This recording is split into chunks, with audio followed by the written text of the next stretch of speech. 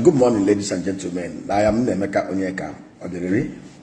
Our civic responsibility, our patriotic duty is to continue to enlighten our leaders and the led on how we can build a very productive economy, an all-inclusive productive economy that brings about growth and prosperity for 99.9 and even 100% of Nigerians.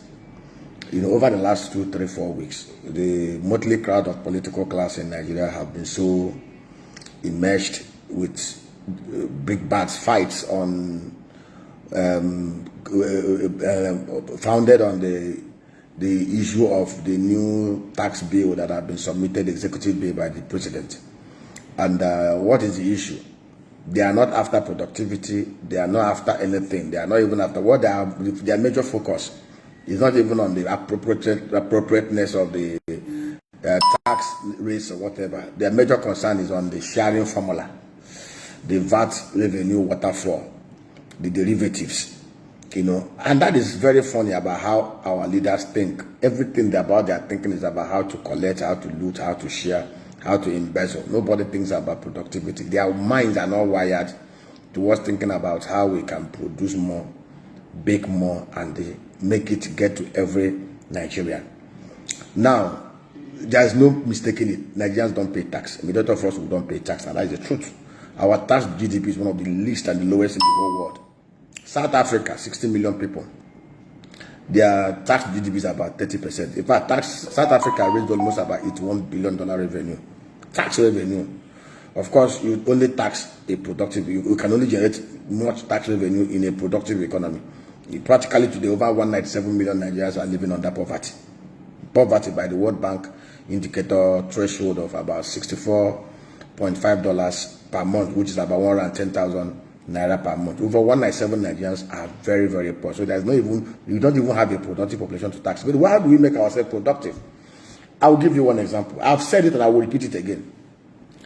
Netherlands does almost about $128 billion agro export. $6.8 billion annual export, 18 million people, arable land mass 1.9 million hectares.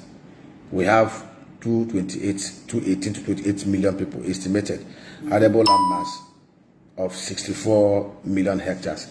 We have a working population of over 211 million Nigerians who are below 65 years, yet we are not productive. And how do we put them to active productivity? I'll give you an example. One thing, when I hear the governors of the North scream about derivatives on VAT, it breaks my heart because the North is actually a sitting gold mine for those who have brain on how they can be very, very creative. And I pray, nobody knows it all. Pharaoh does not know. Pharaoh did not know, even remember his dream. But he had to seek for help from a Joseph, who not only helped him to remember his dream, his visions, told him his visions, interpreted it, and even helped him to execute it for over 8 years and build the biggest economy in the whole world then.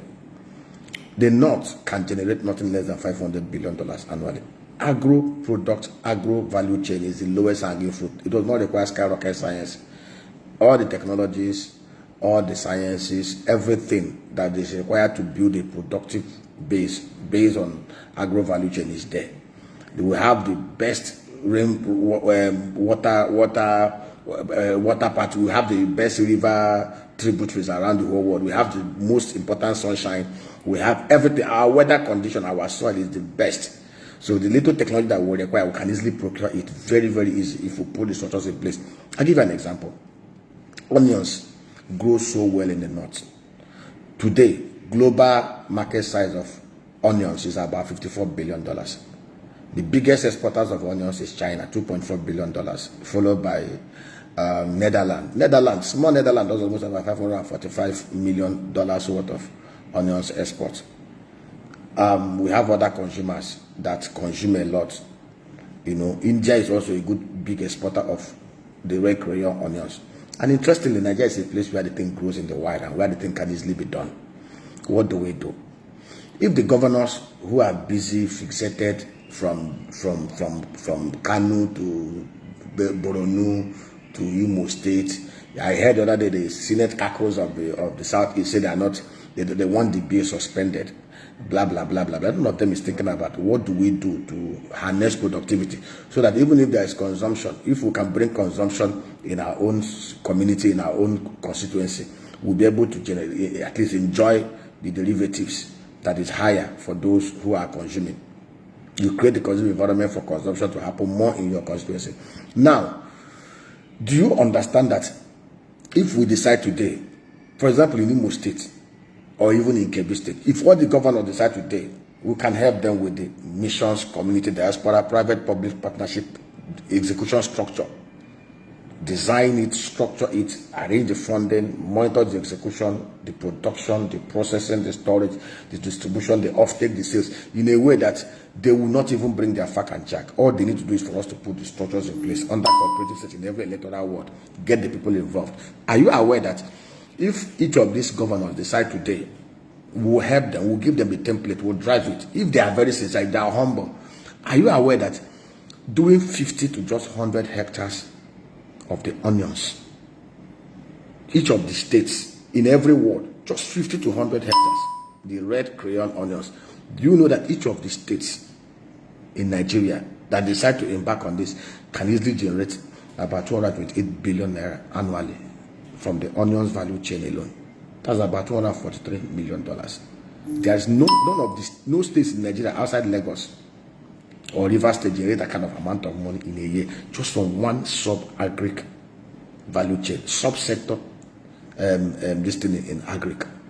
You know, but these guys do not care. I can give you sector by sector, line by line, timelines, what to do, how to do it, when to do it, for us to create massive wealth. This country is so blessed by God that we can easily generate nothing less than $600 billion worth of non-oil productivity and export. But who will tell them? Who will convince them to look away from sharing to productivity? It's when you bake big bread. Do you know that 1% of $1 trillion is better than 20% of $10 billion? When you bake a very big cake, the tax rate will drop automatically. They are after chasing, who are you even going to tax? Where are the people to tax? Where is even the revenue? Where is even the productivity? Rather than focus on things that matter, they are putting the cart before the horse. May God help us. Have mercy on us. Thank you.